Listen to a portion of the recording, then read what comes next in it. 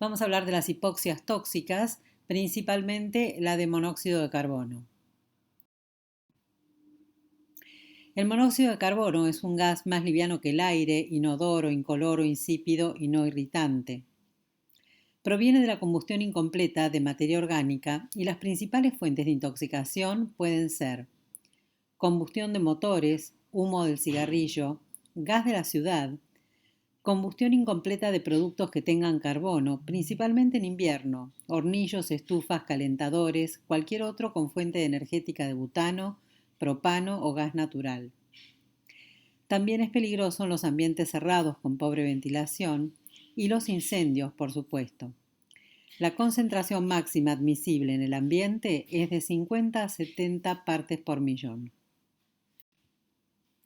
El efecto tóxico se da por la combinación del monóxido de carbono con la hemoglobina, formando carboxihemoglobina.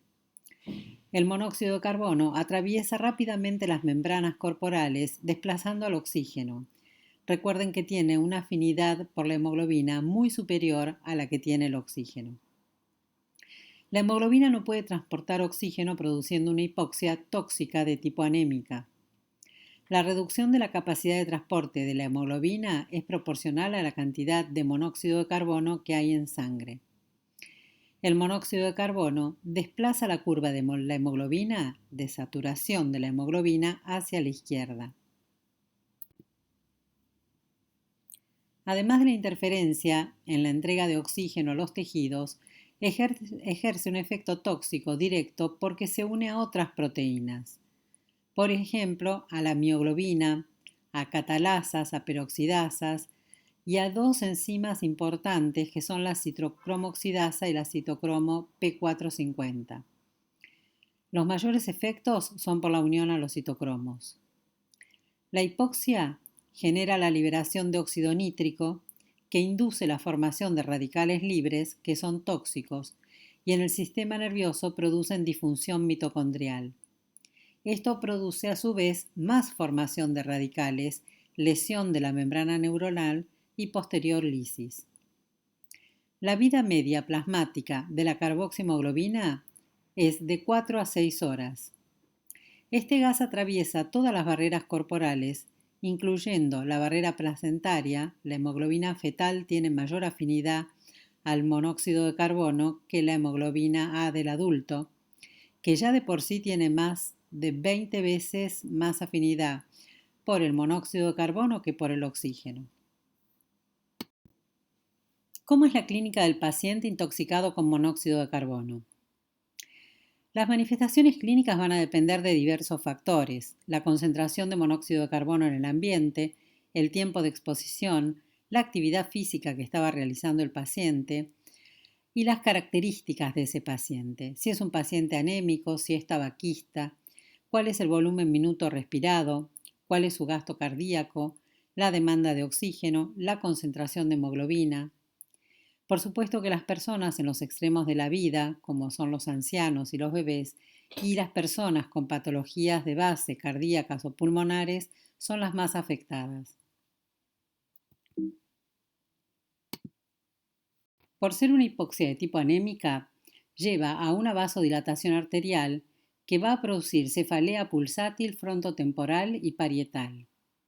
Por otro lado, la hipotensión, también causada por la vasodilatación, es compensada por una taquicardia refleja, la que puede combinarse con arritmias supraventriculares o ventriculares.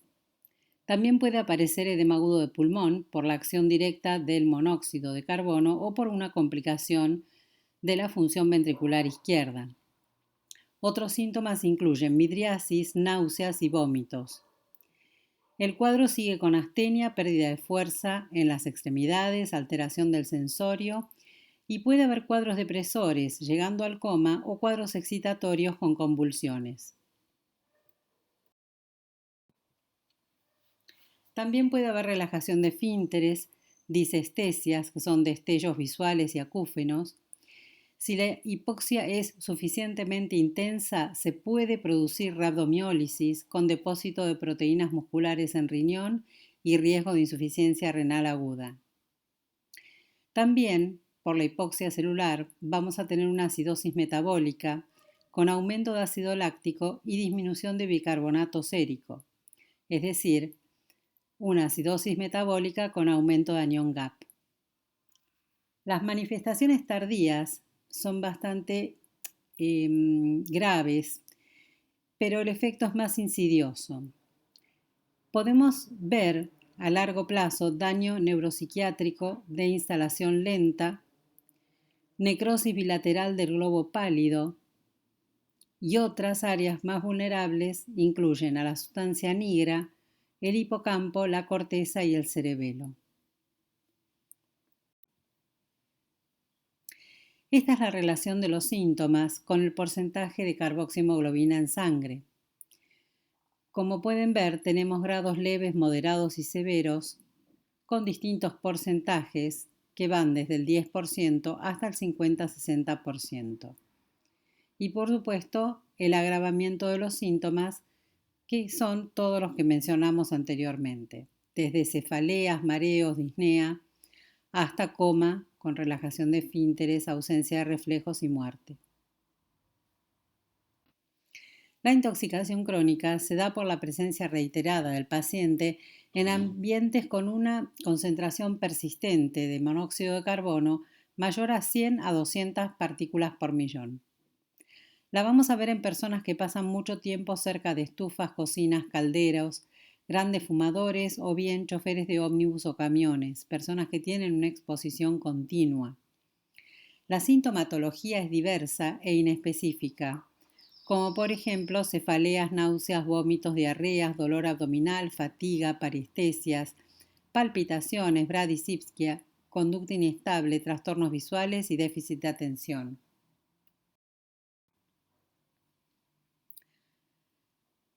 Esta es una infografía de alerta de monóxido de carbono, ¿sí? Para que las personas tengan presentes que es frecuente la intoxicación con monóxido de carbono y es grave. Controlar que la llama en los artefactos de gas sea azul. Una llama de color amarillo es signo de mala combustión. Hacer siempre revisar anualmente los artefactos de gas a un gasista matriculado. Evitar calefactor de horno o con las hornallas de la cocina. Dejar siempre una ventilación permanente en los ambientes calefaccionados. Ventilar bien la casa una vez por día. Y en los dormitorios o en los baños, instalar solamente artefactos que tengan salida al exterior. El diagnóstico lo hacemos fundamentalmente con una muy buena anamnesis. También hay que averiguar si el paciente es fumador, si tiene enfermedades previas, si está bajo algún tratamiento y cuáles son las características de su vivienda y su lugar de trabajo. El diagnóstico de certeza lo hacemos con el dosaje de carboxihemoglobina en sangre.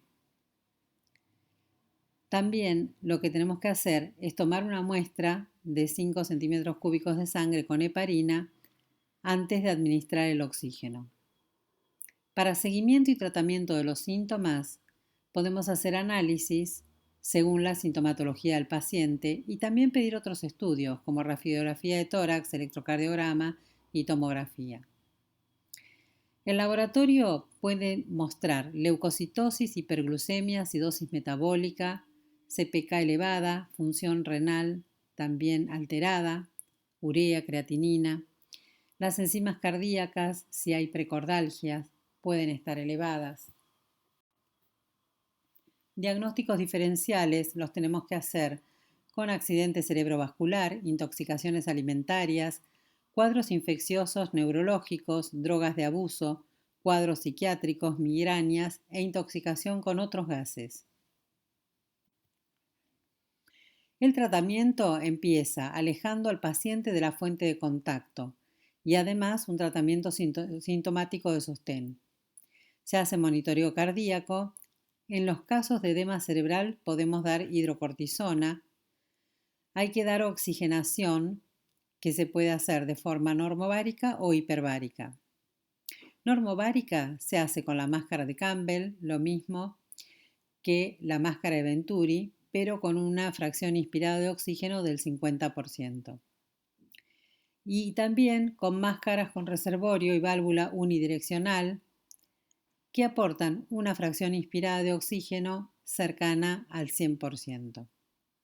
Otras máscaras son máscaras de CPAP, con presión positiva al final de la expiración, y en terapia intensiva, en asistencia respiratoria mecánica, que podemos regular los ciclos y los volúmenes. Muy importante la oxigenación hiperbárica. La cámara hiperbárica genera una oxigenación al 100% con 3 atmósferas de presión. Esto aumenta la disociación del monóxido de carbono de la citocromoxidasa, desplazando el monóxido de carbono de la hemoglobina y disminuyendo la vida media de la carboxihemoglobina a 23 minutos. De esta manera se impide la peroxidación lipídico cerebral mediada por el monóxido de carbono, evitando la aparición de los síntomas de los síndromes neurológicos tardíos. Estas son las indicaciones para cámara hiperbárica. Se pone un paciente en cámara hiperbárica si está en coma, pacientes con concentraciones de carboxihemoglobina mayor a 30%, embarazadas sintomáticas con o que bien tengan concentración mayor al 15%, pacientes con cuadros neurolépticos persistentes, pacientes con tratamiento de oxígeno normobárico ineficaz después de 4 a 6 horas, signos de isquemia cardíaca y carboxihemoglobina mayor a 20%, pacientes con trastornos cardíacos o respiratorios previos y extremidades de la vida como niños y ancianos. Y las contraindicaciones de la cámara hiperbárica se dividen en relativas y absolutas. No ponemos en cámara hiperbárica pacientes EPOC que tengan bullas, que tengan claustrofobia o que tengan otosclerosis. Y las absolutas, un neumotórax maltratado. Los efectos adversos de la cámara hiperbárica más frecuentes son el barotrauma, por eso no podemos poner un paciente con un neumotórax. Y también las convulsiones. Sin embargo, el paciente puede presentar algunos episodios de alucinaciones. Muchas gracias. Nos vemos en el siguiente video.